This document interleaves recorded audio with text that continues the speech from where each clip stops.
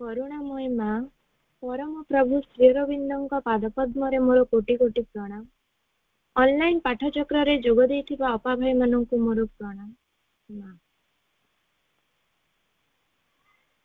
विपदे डाकिबी माँ संपदे डाकिबी माँ विपदे डाकिबी माँ संपदे डाकिबी माँ दीवानिसी एका नाम दीवानिसी एका नाम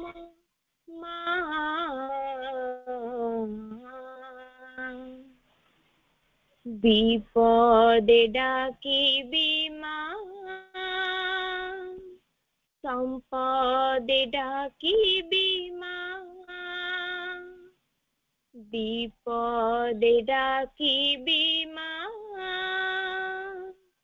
संपदे डाकिबी माँ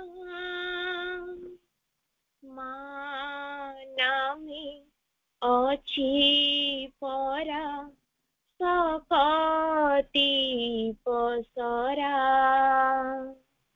माँ नाम जीवनर सुनामती हीरा माँ नामे अछि परा सकति पसरा माँ नाम जीवनर सुनामती हीरा अहरह एका नाम अहरह एका नाम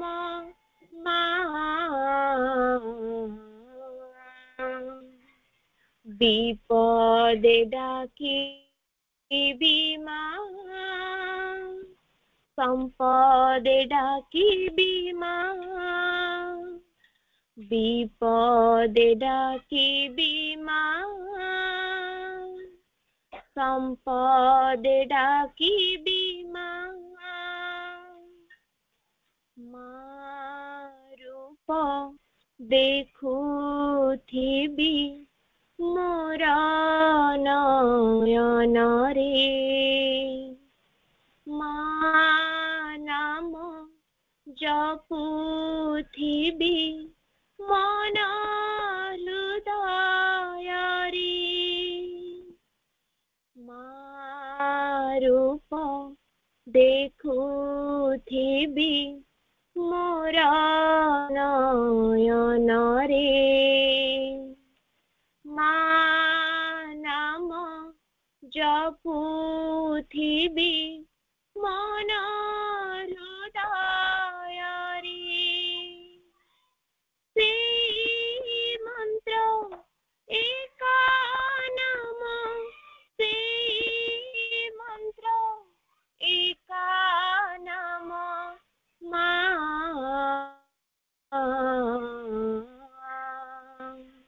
विपदे डाकिबी माँ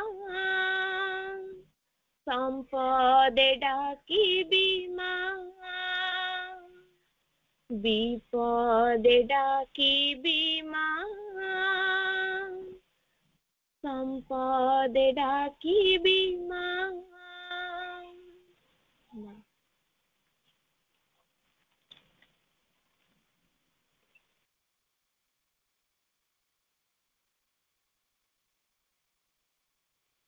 धन्यवाद अपा। पाठचक्र परवर्ती कार्यक्रम आलोचनार कार्यक्रम आज आलोचना सुंदर विषयटे रही मानसिक तपस्या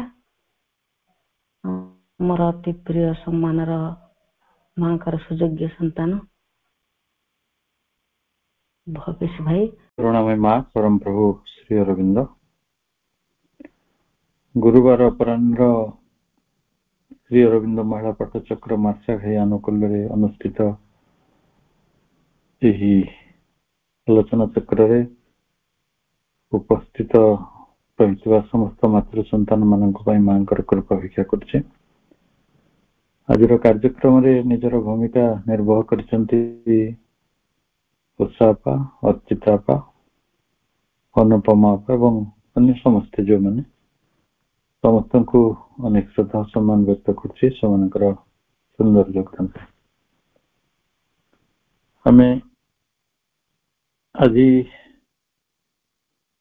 ଗୋଟେ ବଡ ବିଷୟକୁ ଆଲୋଚନା କରିବା ପାଇଁ ବାହାରିଛନ୍ତି।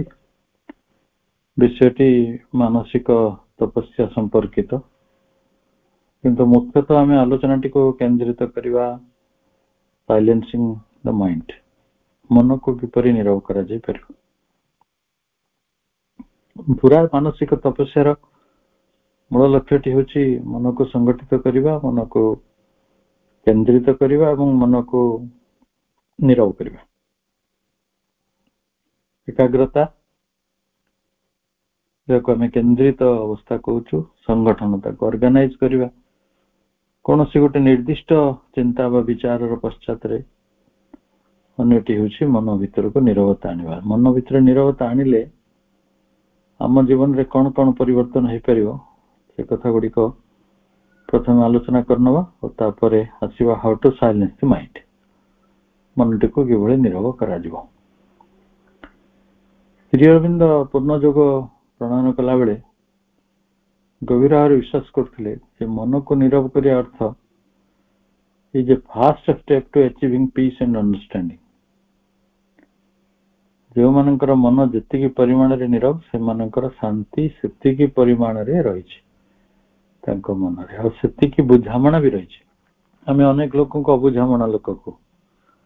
ସେମାନେ ସବୁ କିଏ? ଅବୁଝାମଣାରେ ଥିବା ମଣିଷଟି ମନର ଶାନ୍ତିକୁ ବହନ କରେ ନାହିଁ ବା ମନର ନିରବତାକୁ ସେ ବହନ କରେ ନାହିଁ। ମନର ନିରବତା ଯଦି ରହିଛି ତାହେଲେ ଆପଣ ଶାନ୍ତି ପ୍ରାପ୍ତ ହେଇପାରିବେ ଏବଂ ବୁଝାମଣାଟିକୁ ମଧ୍ୟ ପ୍ରାପ୍ତ ହେଇପାରିବେ। ଯେଉଁମାନଙ୍କ ଜୀବନରେ ଶାନ୍ତି ରହିଛି ସେମାନଙ୍କ ଜୀବନରେ ସବୁ କିଛି ଅଛି ବୋଲି ବୁଝାଯାଇ ପାରିବ, ନହେଲେ ସବୁ କିଛି ଥିବ କିଛି ନଥିଲା ଭଳି। ତାପରେ ଆସିଲା ଶ୍ରୀଅରବିନ୍ଦ ଏକଥା ମଧ୍ୟ ବିଶ୍ୱାସ କରୁଥିଲେ, this can be done by developing a strong silent will। ଯଦି ଆପଣଙ୍କ ପାଖରେ ଗୋଟେ ସଂକଳ୍ପ ରହିଛି, ଇଚ୍ଛା ଶକ୍ତି ରହିଛି, ଏକ ଗଭୀର ଆସ୍ପୃହା ରହିଛି ଯେ ମୁଁ ମନକୁ ନିରବ କରିଦେଇ ପାରିବି, ସେଥିପାଇଁ ଆପଣଙ୍କୁ ଗୋଟେ ଶକ୍ତିଶାଳୀ ନିରବ ସଂକଳ୍ପଟିଏ ନିଜ ଭିତରେ ଧାରଣ କରିବାକୁ ହବ। ଏ ସମ୍ପର୍କରେ ଆଲୋଚନାର ଦିଗନ୍ତଟି ଆହୁରି ଗୋଟେ ଦିଗକୁ ଯାଇପାରିବ। ଆମେ ସେଠିକୁ ଯାଉନୁ, ଆମେ ଯାଉଛୁ ହ୍ୱାଇ ସାଇଲେନ୍ସ ଦି ମାଇଣ୍ଡ, ମନକୁ କାହିଁକି ନିରବ କରିବା। ଆପଣ ଲକ୍ଷ୍ୟ କରୁଥିବେ ସକାଳୁ ଦିନ ତମାମ ଆମେ କେତେ କେତେ ମିଡିଆ ଗୁଡିକର ସଂସ୍ପର୍ଶରେ ଆସୁ। ମାଧ୍ୟମ, ଯୋଉ ମାଧ୍ୟମ ଗୁଡିକ ଜରିଆରେ ଆମ ପାଖକୁ ଫ୍ଲୋ ଅଫ୍ ଥଟ୍ସ ଆସେ। କାଲି ସନ୍ଧ୍ୟାରେ ଜଣେ ପିଲା ମତେ କହିଲା, ଭାଇ ମୋର ଆଜି ସିନା ଜାଗର ଥିଲା, ମୁଁ ବହୁତ ଉପବାସ କରିଥିଲି, ବହୁତ ଶିବ ମନ୍ଦିର ଯାଇଛି, କିନ୍ତୁ ମନଟା ସ୍ଥିର ନଥିଲା। କଣ ହେଲା ତୋର? ସକାଳେ କିଏ ଜଣେ ମତେ ଗୋଟେ ଫଟୋ ଦେଖେଇଲେ, ଯୋଉ ଫଟୋରେ ଜଣେ ଜଣକୁ ବିଭତ୍ସ ଭାବରେ ହତ୍ୟା କରୁଛି, ଆଉ ସେ ଚିତ୍ରଟା ଦେଖିଲା ପରେ ମୋ ମନଟା ଦୋହଲିଗଲା। ସେଟା କାହିଁ ଦେଖୁଥିଲୁ? ସେଟା ମତେ ସେ ଦେଖେଇଲେ। ଅନ୍ୟ ଜଣେ ତତେ ଦେଖେଇଦେଲା ଚିତ୍ରଟା, ତୁ ସେ ଚିତ୍ରଟା ଦେଖିକି ଦିନ ସାରା ତୋର ଶାନ୍ତିଟିକୁ ନଷ୍ଟ କଲୁ। ସେଟା ନ ଦେଖିଥିଲେ କଣ ହେଇଥାନ୍ତା? ପୃଥିବୀର ହତ୍ୟାକାଣ୍ଡ ତ ସବୁଦିନ ହଉଛି। ଏମିତି କୋଉ ଦିନ ଅଛି, କୋଉ ମୁହୂର୍ତ୍ତ ଅଛି ଯେ କୋଉଠି କିଏ କାହାକୁ କୋଉଠି ହଣାହାଣି କରୁନି? ମଣିଷ ତ ସେଇ କାମ କରିବ। ତେଣୁ ଆମ ପାଖକୁ ଖବର କାଗଜ ହଉ, ଟିଭି ହଉ, ବନ୍ଧୁ ମାନେ ହୁଅନ୍ତୁ, ପରିବାର ବର୍ଗର କେହି ବି ହୁଅନ୍ତୁ, ଖବର କାଗଜ ହଉ, ପତ୍ରିକା ହଉ, କିଛି ଗୋଟେ ବାଟରେ ମିଡିଆ ଜରିଆରେ ଆମ ପାଖକୁ ଅନେକ ଚିନ୍ତା ଆସୁଛି ଯୋଉଗୁଡିକ ଅନନେସେସରି। ଆପଣ ଚିନ୍ତା ମାନଙ୍କୁ ଯଦି କେବେ ନିରୀକ୍ଷଣ କରିବେ, ଯେତେ ଚିନ୍ତା ଆପଣ ଦିନ ସାରା କରନ୍ତି ତା ଭିତରେ କେତେ ବାଞ୍ଛିତ କେତେ ଅବାଞ୍ଛିତ। ବାଞ୍ଛିତ ଚିନ୍ତା କେତେ? वांछित चिंता संख्या बहुत कम, बहुत कम। ये गोटे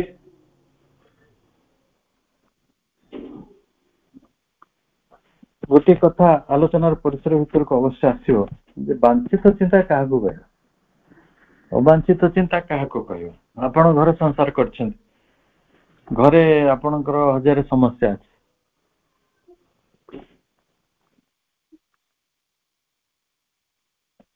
आर्थिक समस्या ठारू आरंभ करी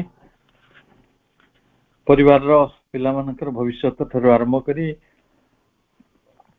आपणक जीवन भल मंद देह मुंड अन्य मान प्रति दायित्व बहु कथार चिंतार बोझ आपण नहीं बहन। दिन राति मन भितर प्रबल चिंता रही है, किंतु सब बेले देखिए चिंता द्वारा जी कार्य न हुए कोने काम सिद्धित न हुए आपण अध्यता चिंता करी भाराक्रांत हो बिछणार भी शोई पड़े, आपण चलिया को बल पाइबनी जदि मनुष्य चिंताग्रस्त हो जाए। किंतु सेटा दरकार कि आपण चिंता द्वारा कौन समाधान करते अଯଥା मन मु परीक्षा अच्छी मु परीक्षा विषय गभीर चिंता करी कि परीक्षा पढ़ा पढ़ी करी कर्म टा आग चिंताटा कम करंत, चिंता कम बेसी कर्म बेसी साधना। आपण आर्थिक असुविधा अच्छे कौन कले आर्थिक असुविधाटा दूर हम ना चिंता कले कौन हो। लोके केते कौन काम करि परछन्ते गत काली गोटे पिला को देखिले से मास्टर डिग्री करिछि गोटे स्कूल ले थिला से स्कूल ले मिसबिहेव कले छाड़ी आउ गोटे स्कूल गला सेठी मिसबिहेव होला शेषे से गोटे दुकान करछि कौन असुविधा होला किछि नै। जीवन में बंचार अच्छे गोटे मध्यम भाव तेणु आमे आम दिन भितर आम जहाँ भी जनकर देह खराब अच्छे आम बस चिंता करिया कौन हम माँ को सरेंडर करदे तो शांति हो जाता से काम करता। तेणु जदि मन नीरव हो जाए ताले आम मानक जीवन रे अवांछनीय चिंता मानकर भिड़ को आमे बंद कर दे परिया, चिंता आसवनी। तापरे आउ गोटे जगह मनटी बहुत इनवल्व होकर रही है सेटा हूँ द्वंद्व कनफ्लिक्ट गुड़िक ये दुनिया गोटे छोट छुआ भी तार गोटे कनफ्लिक्ट अच्छे तार भाई सहित पढ़ु भौणी सहित झगड़ा कर से बस कांदुव ये नहीं गला से खाईगला से गुड़ा बड़ है बेलू आउ गोटे प्रकार हो जाए मो जमबाड़ी नहीं गला मोर मत अपमान कला ता शशुर हर लोक लगे मत एमती कहला सेमती कहला नाना। तेणु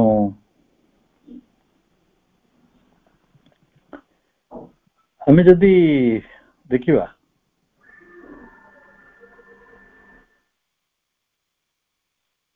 to end the conflict equally आमे मन रे शांति थिले ये जो कॉन्फ्लिक्ट गुड़िक प्रति आमर जो गोटे वैलिडिटी रही गोटे प्रकार प्रामाणिकता आम लगे से दरकार अच्छे जड़े मत अपमान कर अपमान करिया उचित मत जड़े मो विरुद्ध काम कर विरुद्ध काम करिया उचित। ये हजार लोक ये अच्छा जो मैंने केवल कॉन्फ्लिक्ट गुड़िक भितर बंचते जीवन रे खाली माली मकदमा अमुक तमक थी ये विरुद्ध जन विरुद्ध लगी थे तो से पूरा न मरिया पर्यंत यार शांति नहीं मरीगले भी विरुद्ध कहते ये लोक को आप देखुए मु भी देखुची आम कॉलेज रे जने बंधु थिले अच्छी केमिति कौन बाय चांस गुड़े पैसा अच्छे तेणु बड़ बापा अम्बल से गोटे पैसा को साइतिक रखी कि निज भाई भाई मान भर एमती हणा तड़ा चली शांति बोले जिनस थी मु कहीं आशा कर सब परस्पर परस्पर विरुद्ध गपु था ये है गोटे दुख को आम दूर कर दे पार। आउ गोटे दुख हूँ to stop emotions from overpowering logic. Manish ठीक अच्छे टी इमोशनाल हम मनीष पाखे इमोशन टा अच्छी इम्पल्सन अच्छी पैशन अच्छी डिजायर अच्छी କେତେ ପ୍ରକାର କଥା ରହିଛି, କିନ୍ତୁ ମଣିଷ ତାର ସମ୍ପର୍କକୁ ନେଇକି ଇମୋସନାଲ ହବ, କିନ୍ତୁ ଓଭର ଇମୋସନ ଅନେକ ଲୋକଙ୍କ ପାଖରେ ରହିଥାଏ। ଏଇ ବୋଧେ 2ଟା-3ଟା ସମୟ ଜଣେ ବିଖ୍ୟାତ ବ୍ୟକ୍ତିତ୍ୱ ଦେଖାହେଲେ। ସେ କହିଲେ ଆମ ଘରେ ସବୁ ଲୋକମାନେ ଅଛନ୍ତି ଜଣେ 2 ଜଣ ଯୋଉମାନେ ଅତି ପରିମାଣରେ ଭକ୍ତି ଆଉ ଧାର୍ମିକ, ଅତି ପରିମାଣରେ, ସେଟାକ ନହେଲେ ଚଳନ୍ତା, କିନ୍ତୁ ସେଟା କଣ କରାଯାଇପାରେ? ସେମାନଙ୍କୁ ଯଦି ପଚାରିବେ ତମେ କାହିଁ ଏମିତି ହଉଛ, ନା ସେଟା ତ ତମେ ଇମୋସନାଲ ଆଉ ତାଙ୍କ ଲଜିକ ଟା ଓଭର ପାୱାର କରିଯାଉ। କେହି ମଣିଷଟେ ଯେ ପୂଜା ପର୍ବ ଏଇ ସବୁ ବ୍ରତ ଅନୁଷ୍ଠାନରେ ରହିଛି, ତାକୁ ଯଦି ପଚାରିବେ ଯେ ତୁ ଯୋଉ କର୍ମଟା କରୁଛୁ ସେଥିରେ ଭଗବାନ ସହିତ କଣ ସମ୍ବନ୍ଧ ରହିଛି, ସେ ତାର କିଛି ବୁଝିପାରିବ। ଆକୁ କହିବା ଇରେସନାଲିଟି, ଆକୁ କହିବା ସୁପରଷ୍ଟିସନ, ଆକୁ କହିବା ଡଗମା।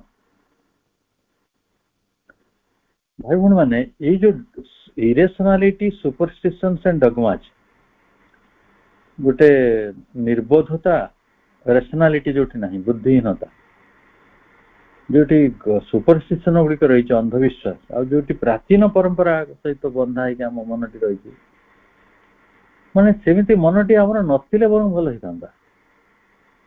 ସେବେଳେ ଲୋକ କହନ୍ତିନି ମୋର ଏମିତି ପିଲା ଥିବା ଅପେକ୍ଷା ମୁଁ ଯଦି ବନ୍ଧ୍ୟା ବି ହେଇଥାନ୍ତି ମତେ ଭଲ ଲାଗିଥାନ୍ତା, ଜଣେ ତ କହିଲେ ମୋ ସେଇଭଳି ମୋର ଯଦି ଗୋଟେ ଇରେସନାଲ ମାଇଣ୍ଡ ଅଛି, ଗୋଟେ ଇମୋସନାଲ ମାଇଣ୍ଡ ଅଛି, ଯେ ଲଜିକ କୁ ମାନୁ ନାହିଁ, ଯାହା ପାଖରେ ଏତେ ଅନ୍ଧବିଶ୍ୱାସ ଅଛି, ଯାହା ପାଖରେ ଏତେ ପ୍ରାଚୀନ ପରିପନ୍ଥୀ, ସେ ମନଟା ଥାଇକି କଣ ହଉଛି?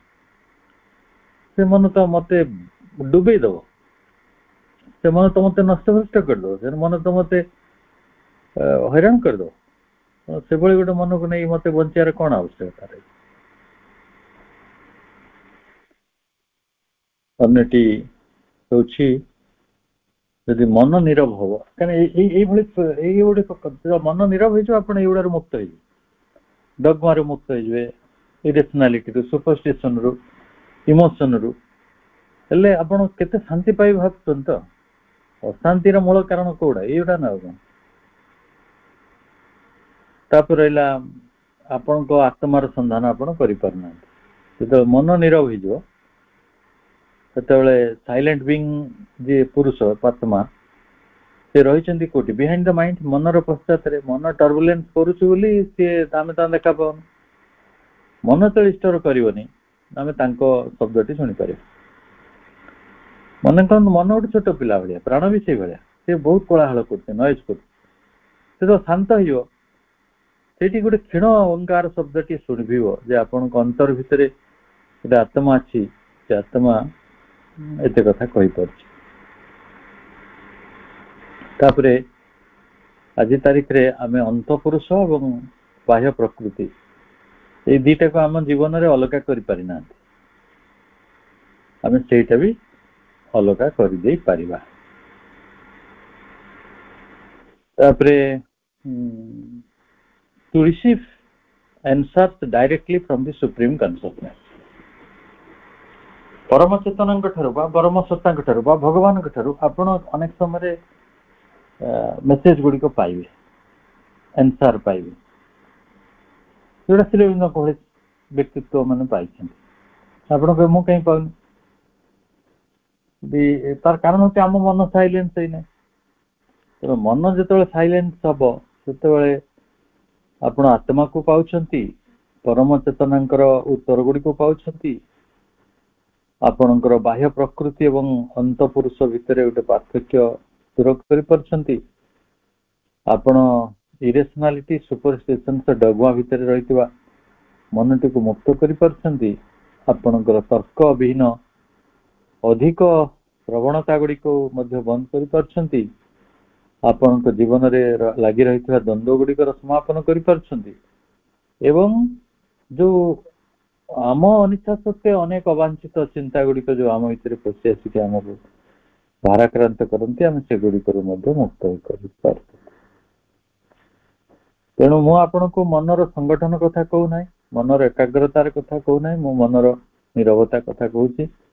मनर नीरवता फल एतिकी लाभ हम आउ जोटा चरम कथा से कथाटी है या विजडम डिसेंड कर नीरव मन भर तो पिला पाठ पढ़ुनी बहुत बही धरिकी ट्यूशन जाइकी दौड़ा दौड़ी कले पाठ हुए पाठ हबार गोटे रास्ता तो साइलेंस योर माइंड मनटा को नीरव कर दिंतु और डिसेंड कर विजडम आपण वैज्ञानिक हो जापर लेखक हो पारे कवि हो पारे चित्रकार हो पारे किसी भी हो पारे पिला को साइलेंसिंग द माइंड टा आम शिखे पारना बाकी जहाँ शिखेगा कौन हो ओवरलोड हम यदि से तो मन को साइलेंट करदे नॉलेज आपे आपे आसीज किंतु आम से कथाटी कर न पारिया कारण आम बहुत समय बहुत प्रकार अपचेषा करती मनुष्यर मनटा को भाराक्रांत कर शिक्षा ना और से सब कथा बिगिड़ जाए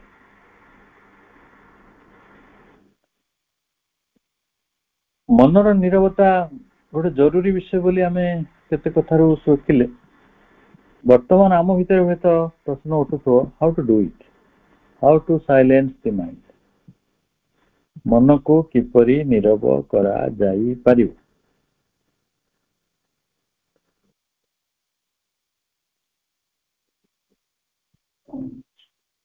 how to silence the mind संपर्क रे मुख्यतः आम 6टा बिंदु पर आलोचना करवा 6टी उपाय आपण निजर मन को नीरव करि पारिबे गोटेला practice active meditation with your eyes closed किसी संगठन अच्छा जो मैंने आखि खोलिकी ध्यान करा शिखौछन किंतु आम ये आखि बंद करके ध्यान कथा कहूँ तार कारण गुड़िक रही जे आपण एक्टिव मेडिटेशन करेंगे एक्टिव मेडिटेशन शब्द टी व्यवहार कहीं कर कर्म जरिया ध्यान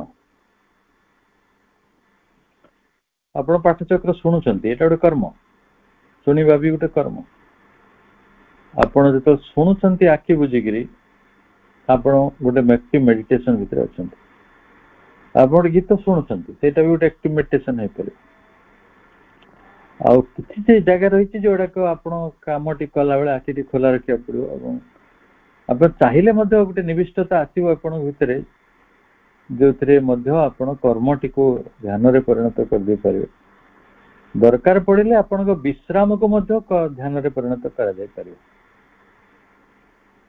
तेणु मनीष यही ध्यान प्रयोग केते केते दिगंत को छुईलाणी तेणु ध्यान संपर्क रे आम एति जानी था जो मैंने निरंतर ध्यान करती मनटी क्रमे क्रमे नीरव हो जावार संभावना रही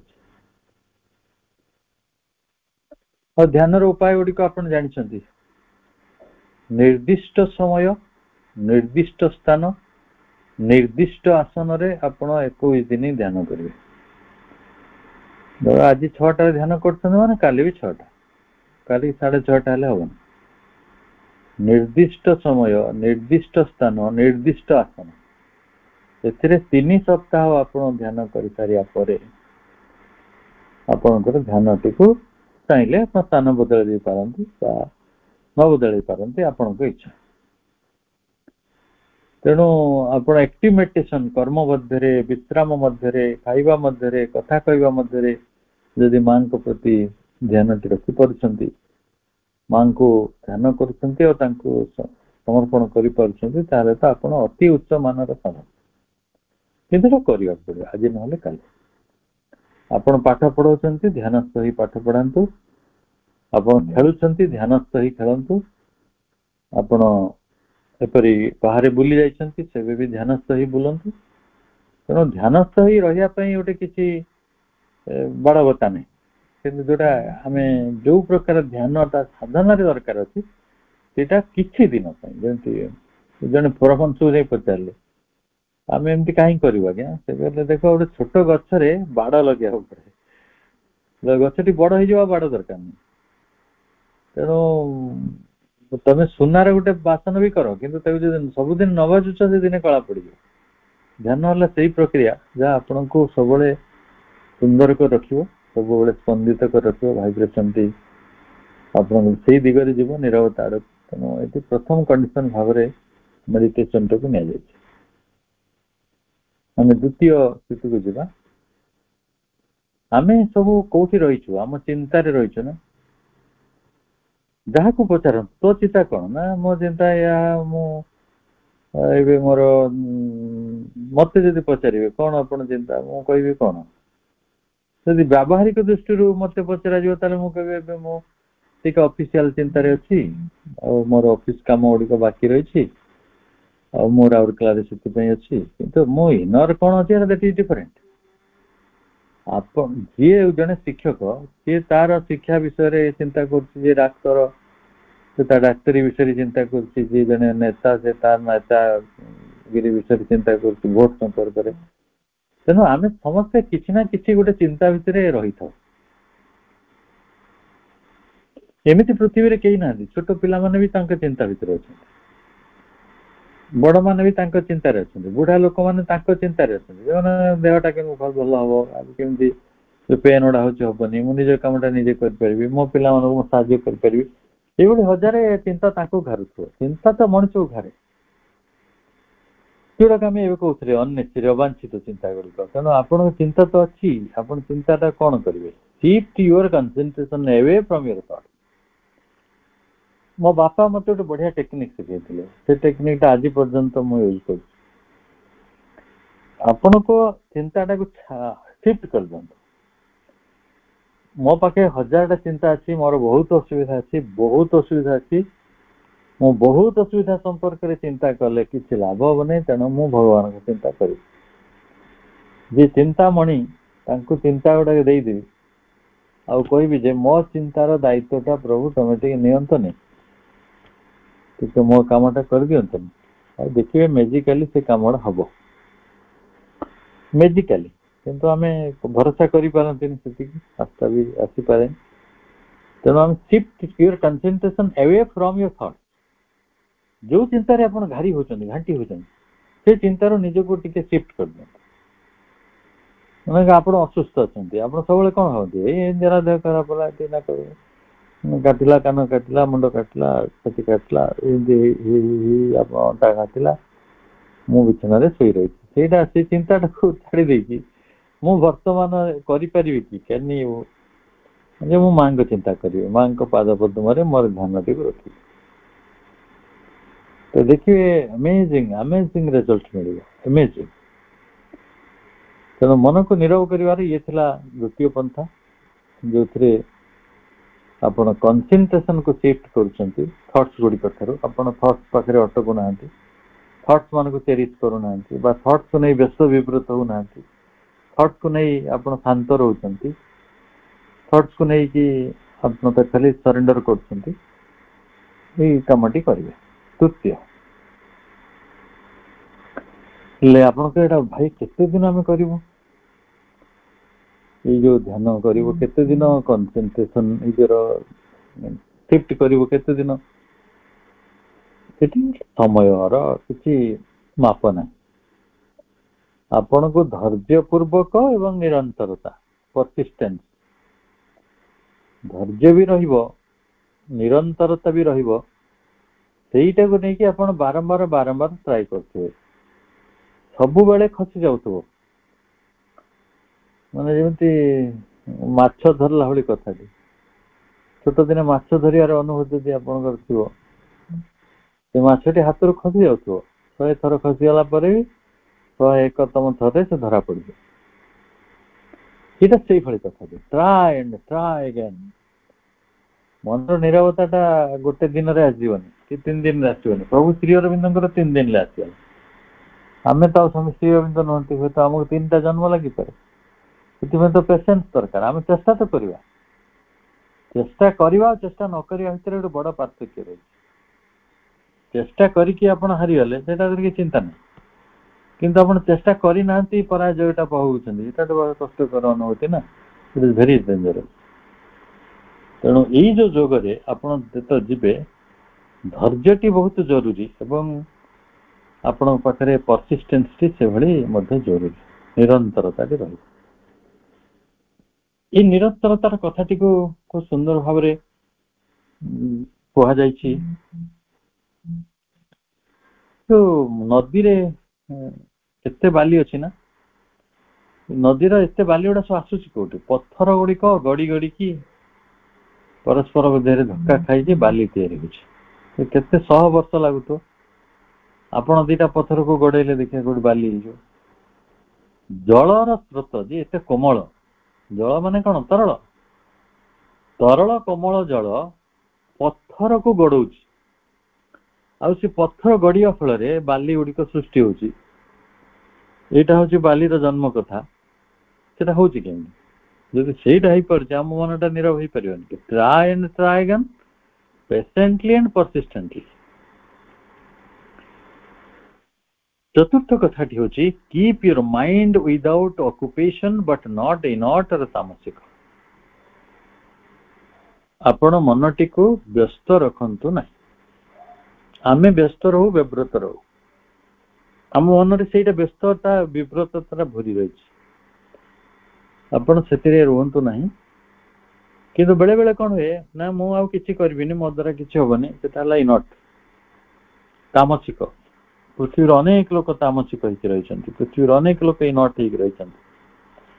keep your mind without occupation but not inert or ତାମସିକ।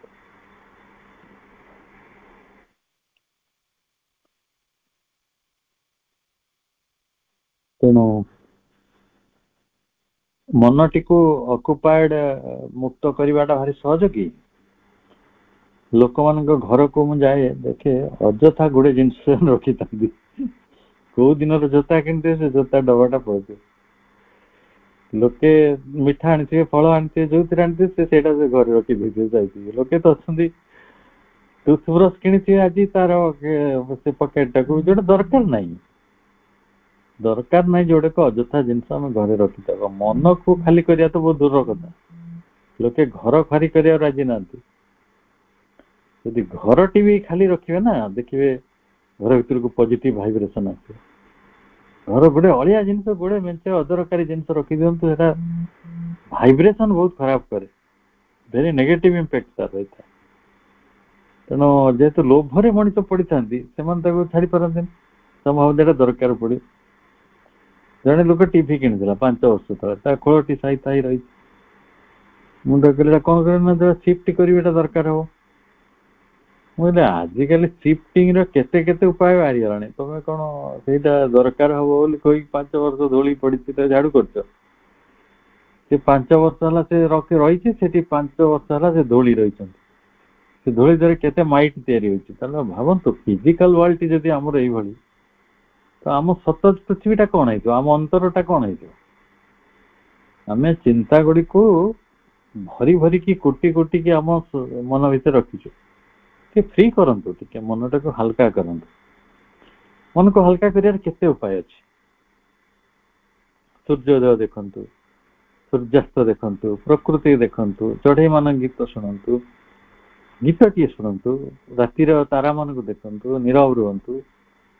କେବେ କେବେ ଈଶ୍ୱରଙ୍କ ସହିତ କଥା ହୁଅନ୍ତୁ, ମଣିଷଙ୍କ କଥା ନୁହେଁ, ନିଜ ଆତ୍ମା ସହିତ କଥା ହୁଅନ୍ତୁ। ବହୁତ ଲାଭ ମିଳେ, ବହୁତ ଲାଭ ମିଳେ ସାଧନାର ଅଗ୍ରଗତି। ଫୁଲ ଫୁଟୁଛି, ପ୍ରଜାପତି ଉଡୁଛି, ବଢିଆ ସୁନ୍ଦର ମଳୟ ପବନ ବହୁଛି, ସବୁ ପତ୍ର, ନୂଆ ପତ୍ର ସବୁ ଏବେ ଗଛ ମାନଙ୍କରେ, ଆପଣ ତାକୁ ଦେଖନ୍ତୁ। କଣ ଅସୁବିଧା ଅଛି? ଆମେ ଅକୁପେସନ ଟାକୁ ଚେଞ୍ଜ କରିବାର ଅଛି।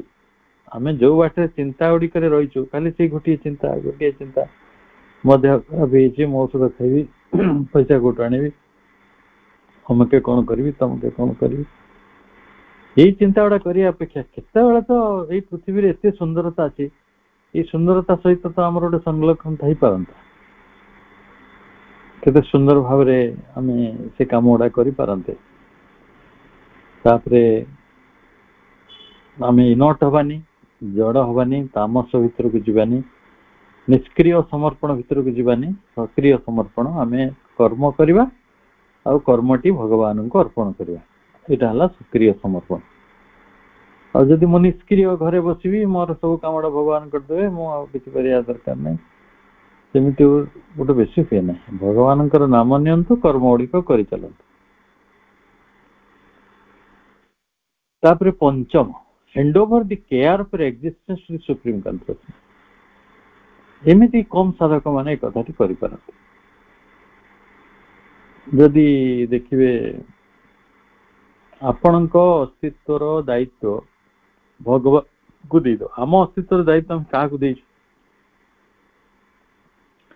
ଗୋଟେ ଛୋଟ ପିଲା ଭାବରେ ଆମେ ବାପାକୁ ଦେଇଥାଉ, ଛୋଟ ପିଲା ଭାବରେ ମାକୁ ଦେଇଥାଉ। ଗୋଟେ ସ୍ତ୍ରୀ ଯଦି ଭାବିବ ମୁଁ ମୋର अस्तित्वर ଦାୟିତ୍ୱଟି ମୋ ସ୍ୱାମୀକୁ ଦେଇଛି, ତା ସ୍ୱାମୀ ଯଦି ଭାବିବ ମୋର अस्तित्वर ଦାୟିତ୍ୱଟି ମୋ ସ୍ତ୍ରୀକୁ ଦେଇଛି, ତାହେଲେ ସେଗୁଡିକ ବଡ ସଙ୍କଟରେ ପଡିବ। ଆମ ଜଗତରେ ଆମେ ମଣିଷ ମାନଙ୍କୁ ବେଶୀ ଭରସା କରୁ, କିନ୍ତୁ ମଣିଷ ମାନଙ୍କୁ ଭରସା କରିବା କେତେବେଳେ ନା ଯେତେବେଳେ when they are instruments of divine. ଭଗବାନଙ୍କର ସେମାନେ ଯନ୍ତ୍ର ଅଟନ୍ତି, ସେଇ ବାଟରେ କାମ କରୁଛନ୍ତି। ଯଦି ନିଜ ଇଗୋର ନିଜ ସେଲ୍ଫର ସେବା କରୁଛନ୍ତି ତେଣୁ ତାଙ୍କୁ କେତେ ଦୂର ଭରସା କରିପାରିବା? ସେଠି ଭଗବାନ ତତ୍ତ୍ୱ ହିଁ ତ ନାହିଁ, ଡିଭାଇନ୍ ତତ୍ତ୍ୱ ହିଁ ନାହିଁ, ତେଣୁ ସେଠି ସମର୍ପଣଟା ଆମକୁ କଣ କାମରେ ଅଛି? ବେଶୀ କିଛି କାମରେ ଆସିବ ନାହିଁ। ମୋର କହିବାର କଥା ଯେ ଆମ अस्तित्वर ଦାୟିତ୍ୱଟି ପରମ ଚେତନାଙ୍କୁ ଆମେ ଦେଇପାରିବା କି? ଏଟା କିପରି ଦିଆଯାଏ? ଦିଆଯାଏ ଏ ଯୋଉ ରିମେମ୍ବର ଏଣ୍ଡ ଅଫର, ଏଇ ମନ୍ତ୍ରଟିରେ ଏଇ କଥାଟି ରହିଛି। ଯେତେବେଳେ ଦ୍ରୌପଦୀ ପାଣ୍ଡବ ମାନେ କୌରବ ରାଜସଭାରେ ବିବେଚନା ହଉଥିଲେ, କେତେ ବଡ ଭରସା ଥିଲା ଯେ ମୋର 5 ଜଣ ପୁଙ୍ଗବ ସ୍ୱାମୀ ଅଛନ୍ତି, ସେମାନେ ଧରାର ସବୁଠାରୁ ବଡ ବିଜୟୀ ପୁରୁଷ ପୁଙ୍ଗବ, ସେମାନେ ବୀର ପୁଙ୍ଗବ। କିନ୍ତୁ କଣ ହେଲା? ମୁଣ୍ଡ ତଳୁ କରି ବସିଲେ। ଆଉ ଭୀଷ୍ମ ଦ୍ରୋଣ ସେମାନଙ୍କ ଉପରେ କି ଭରସା ନ ହେଇପାରେ? ଭୀଷ୍ମ ପଦେ କଥା କହିଲେ ହିମାଳୟ ପରି ସେଟା ଅଟଳ ହେଇ ରହିଥାନ୍ତା, କିନ୍ତୁ ସେ ବି ନୀରବ ରହିଲେ। ରାଜା ଧୃତରାଷ୍ଟ୍ର ସିଏ ଜଣେ ଗୁରୁଜନ ବ୍ୟକ୍ତି, ସେ ଜାଣୁଛନ୍ତି ପୁତ୍ରବଧୂ ପୁତ୍ରାବଧୂ ଭିତରେ କଣ ପାର୍ଥକ୍ୟ ଅଛି, ଭାତୃପୁତ୍ର, କିନ୍ତୁ ଗୋଟେ ବଧୂର ସମ୍ମାନ ସିଏ ବି ରକ୍ଷା କରିପାରିଲେ। ବିଦୁର ସେ ବି ନିରୁପାୟ, ସେଠି କାହାରି କିଛି ସେ ନାହିଁ। କର୍ଣ୍ଣଙ୍କ ପର୍ଯ୍ୟନ୍ତ ବ୍ୟକ୍ତିତ୍ୱ ମାନେ ଉପସ୍ଥିତ ଥିଲେ, କିନ୍ତୁ କୌଣସି ଶକ୍ତିଶାଳୀ ବ୍ୟକ୍ତିତ୍ୱ ଭିତରେ ପଦେ କଥା ଆସିଲା ନାହିଁ। ତାପରେ ନିଜ अस्तित्वर ଦାୟିତ୍ୱ ସମର୍ପିତ ହେଲା ଶ୍ରୀକୃଷ୍ଣଙ୍କ ହାତରେ, ଯେ ହେ ବାସୁଦେବ ରକ୍ଷା କର, ହେ କୃଷ୍ଣ ରକ୍ଷା କର। ତାପରେ ସାହାଯ୍ୟ ଆସିଲା। ସେଇଭଳି ମଣିଷ ତା ଜୀବନରେ ମଣିଷକୁ ଭରସା କରିବା, ଏତେ ପୁଙ୍ଗବ ମାନଙ୍କୁ ଭରସା କରିବା, ସେମାନେ ଠିକ ସମୟରେ ହାତ ଛାଡି ଦିଅନ୍ତି ବା ତାଙ୍କ ହାତ କାମ କରିବନି। ସୃଷ୍ଟିର ତାହା ହିଁ ନିୟମ। ଯାହାଙ୍କ ବଳରେ ଏଇ ପୃଥିବୀଟି ଶୂନ୍ୟରେ ଝୁଲି ରହିଛି, ଯାହାଙ୍କ ବଳରେ ଏ ସମୁଦ୍ର ତରଙ୍ଗାୟିତ, ଯାହାଙ୍କ ପ୍ରଭାବରେ ସୂର୍ଯ୍ୟ ଚନ୍ଦ୍ର ଆତଜାତ, ଗ୍ରହ ନକ୍ଷତ୍ର ଆତଜାତ, ସିଏ କଣ ମଣିଷ ଜୀବନର ଦାୟିତ୍ୱଟି ନଉନାହାନ୍ତି? ନଉଛନ୍ତି, କିନ୍ତୁ ଆମେ ତାକୁ ଜାଣିପାରୁନାହାନ୍ତି। ଆମେ ଇମିଡିଏଟ ଯାହାଙ୍କୁ ଦେଖୁଛୁ ଆମ ସାମ୍ନାରେ ଆମେ ମଣିଷ ମାନଙ୍କୁ ଦେଖୁଛୁ, ବାପାକୁ ଦେଖୁଛୁ, ମାକୁ ଦେଖୁଛୁ, ସ୍ୱାମୀକୁ ଦେଖୁଛୁ, ସ୍ତ୍ରୀକୁ ଦେଖୁଛୁ, ଆମେ ସେଇଟାକୁ ହିଁ ଭରସା କରିଯାଉଛୁ। କିନ୍ତୁ ସର୍ବଶେଷରେ ସେ ହିଁ ରକ୍ଷାକାରୀ। ହଁ, ଯଦି ସେ ମଣିଷ ଭିତର ଦେଇ କାମ କରିବେ ଠିକ ଅଛି, ସେ କାହା ଭିତର ଦେଇ ତ କାମ କରିବେ, ସେ ନିଜେ ଆବିର୍ଭାବ ହେବେ, ଆମେ ଜାଣିନାହାନ୍ତି କଣ କୋଉ ବଳରେ ସେ ଆମକୁ ଆମ अस्तित्वर ଦାୟିତ୍ୱ ନେବେ ସେଟା ମୁଁ ଜାଣିନାହିଁ। କିନ୍ତୁ ଆମେ ଯଦି ତାଙ୍କୁ ଦାୟିତ୍ୱ ସମର୍ପିତ କରିଥିବା, ସେ ଦାୟିତ୍ୱ ଶେଷ ପର୍ଯ୍ୟନ୍ତ ସେ ସମର୍ପଣ ରକ୍ଷା କରନ୍ତି, କାରଣ ସେ ହଉଛନ୍ତି ପ୍ରକୃତରେ ତ୍ରାଣକର୍ତ୍ତା। ସେ ହିଁ ମୁକ୍ତିଦାୟୀ, ସେ ହିଁ ପ୍ରକୃତରେ ଆମକୁ ସବୁ ସମୟରେ ଏଭଳି ଯୋଉମାନେ ଭଗବତ ବିଶ୍ୱାସୀ, ଏଭଳି ଯୋଉମାନେ ଭଗବାନଙ୍କୁ ଖୁବ ବିଶ୍ୱାସ କରନ୍ତି, ସେସବୁ ମଣିଷ ମାନଙ୍କର ବେଶୀ କିଛି ଅସୁବିଧା ହୁଏ ନାହିଁ ଜୀବନରେ। ଜଣେ ପିଲା ଥିଲା ନିକଟରେ, ସେ ବହୁତ ଚେଷ୍ଟା କରୁଥିଲା, ତା ଅଫିସର କିଛି ସମସ୍ୟା ଥିଲା ଯୋଉଟା ସେ ସଲ୍ଭ କରିପାରୁନଥିଲା। ସେଦିନ ମତେ କହିଲା, ମୁଁ ତାକୁ ମାଙ୍କର ଗୋଟେ ଫଟୋ ଦେଲି, କହିଲି ଏଇଟା ତୁ ରଖିଥା, ତୋର ଏଇଟା ବହୁତ କାମରେ ଆସିବ। ମାସେ 2 ମାସ ପରେ ସେ ଦେଖା ହେଲା, କହିଲା ଭାଇ ଆପଣ ସେଦିନ କଣ କଲେ କେଜାଣି, ଆଉ ମୋର ପ୍ରୋବ୍ଲେମ ଗୁଡା ସବୁ ସଲ୍ଭ ହେଇଚାଲିଛି। କହିଲି ନାଇଁ ମୁଁ କିଛି କରିନି। हेले तते जो फोटोटा देइछि सेटाକୁ तू टिके सबले ध्यान करी तो कामटा आरंभ करू सबले तांको टिके आदर करतु तांको टिके जणावतु देखियो तर आउरी सहज हो काम एटा हला आम अस्तित्वर दायित्व भगवान को अर्पण करियो आम पई तो इमिडिएट भगवान केना स्वयं माँ कहीं केते माने विश्वातीत राज्य आम निकट को माटीर पृथ्वी को आसछन्ते आमको उद्धार करिया पे से जदि आसीछन्ते आमे तांको आम समस्या कहबार असुविधा कौन तांको भरोसा करियार असुविधा कौन तांको भल पाइबार असुविधा कौन किसी तो असुविधा नहीं कि आम से करि पारंती तापरे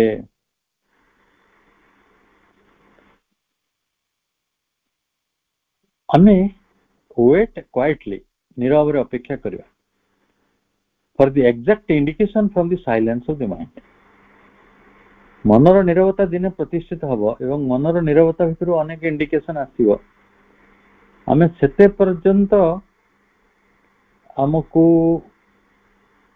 अपेक्षा करिवा को हबो ये विषय रे कौनसी भी संदेह आमे रखिबा नहीं तेणु प्रभु कहते CWSA 29 पेज 159 रे a silent mind is the first step towards true knowledge and experience of the divine अनेक लोक कहते आम मनटी नीरव हो पारुनी किंतु मन नीरव हेले आमे यथार्थ ज्ञान ट्रू नॉलेज आउ एक्सपीरियंस डिवाइन भगवान को अनुभूति लाभ करिया in silence is wisdom it is in the inner silence of the mind that true knowledge can come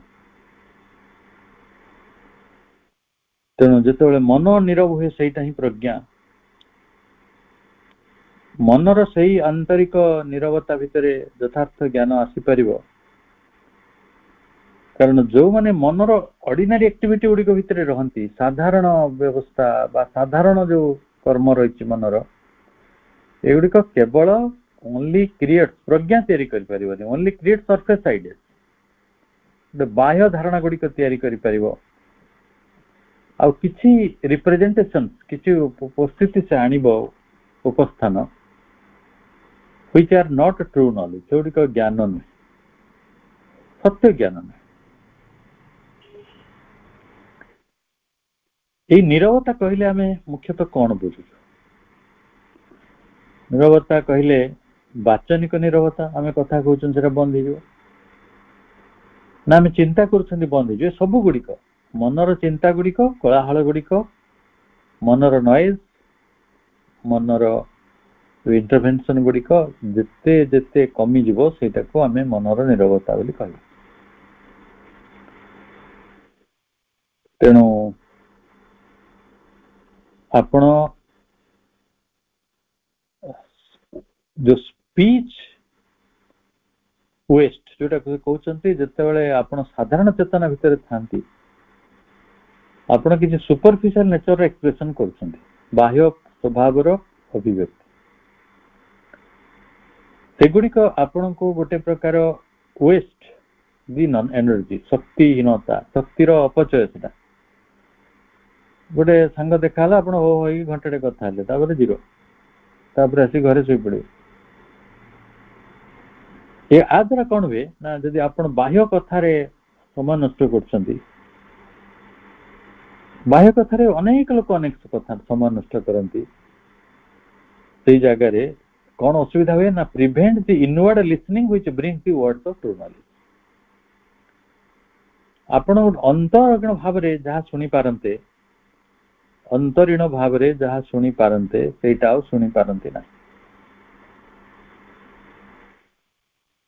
आउ नीरवता गोटे बड़ कथाटी रही साइलेंसिंग द माइंड रे आपण कहिबे कम सुनिबे बेसी in listening you will win का सुनिबे मीडिया को नुहे निजर इनर माइंड को सुनिबे मीडिया माने आपण चारिकटे था मनीष भाई बंधु कुटुंब फोन रे 2 घंटा कथा हेबे जो आज रूटीन प्रत्येक मनीष 4 घंटा 5 घंटा फोन रे कथा होती को कथा से माने जदि शाशु घरे केमती समस्त जबत कर रखा जो नणंद को केमती सबक शिखा जो ये पाठ से पाठ गुड़िक ये जगतर पाठ नुहे एकाथरे अवांछित कंप्लीटली अननेसेसरी आमे जहाँ चिंता करूँ से गुड़िक जदि आमे शुणिबारे सफल हो एटा गोटे ट्रू डायनामिक थॉट फॉर्मेशन तैयारी करियो मो गोटे अनुभूति सहित आज आलोचना समापन करी मत जने अनेक दिन तले जने अति वरिष्ठ कवि 50 वर्ष है कविता लिखुं से मत गोटे बही देले कहले भाई आप कविता बही लिखिदेवे माने आप कौन अनुभव कले पढ़ी तो बहीटी मास मास मो पाखे रहा मु पढ़िया समय पाए ना आ से थर एथर फोन भी कले कहली हाँ दौर समय नाली दिने भाविली जे कौन कले आम से जदि आम भितर डायनामिक थॉट फॉर्मेशन करि परिबा किछि समय पाई घंटे घंटे 2-3 दिन ताले होयतो बहीटी संपर्क रे अनेक कथा लिखि देइबो एवं से संभव तेणु आज देश में वैज्ञानिक माने अछंती गवेषक माने अछंती चिंतक माने अछंती दार्शनिक माने अछंती से केमिति कथा संभव करछन ना तांको पाखरे डायनामिक थॉट फॉर्मेशन रो उपाय रही आ तांको मनटी किपरि कोन निरव हो जाए एक नीरव मन गोटे सर्जनशीलता तैयारी करे गोटे क्रिएटिविटी एटा सत्य जागृति सहित मध्य संबंधित आपण सत्य जागृत हेले मनर नीरवता भीतर गोटे प्रवेश मिले और सेठी सर्जनशीलता अधिक सृजनशीलता क्रिएटिविटी आपण देखा जिवो जने जने आपण चित्र आंकुथिबे गल्प लेखुथिबे तो लेखुथिबे थकी पड़िबे नहीं तेणु से भली गोटे सुंदर सुजोग माँ आम तैयारी करछंती मानसिक तपस्या आधार रे मानसिक तपस्या आधार जो 3टी भूमिर कथा कहली ता भितर आम गोटे भूमि को आज आलोचना कले जो थे मनटी नीरव हेले बाकी 2टी भूमि सहजरे हो जाय परियो से मन रिस्ट्रक्चर हो परियो रिऑर्गेनाइज हो परियो एवं मनर एकाग्रता भी बढ़ी परियो तेणु मानसिक तपस्या जो मूल कथा मूलपुंजी ता होची मनर नीरवता को प्राप्त होवार जो 6टी उपाय को आज आम आलोचना कले निश्चित भाव में आम साधक मान को मनर नीरवता निकट में पहुंचे सहयोग कर समस्त को अनेक शुभेच्छा शुभ संध्या वंदे मातरम।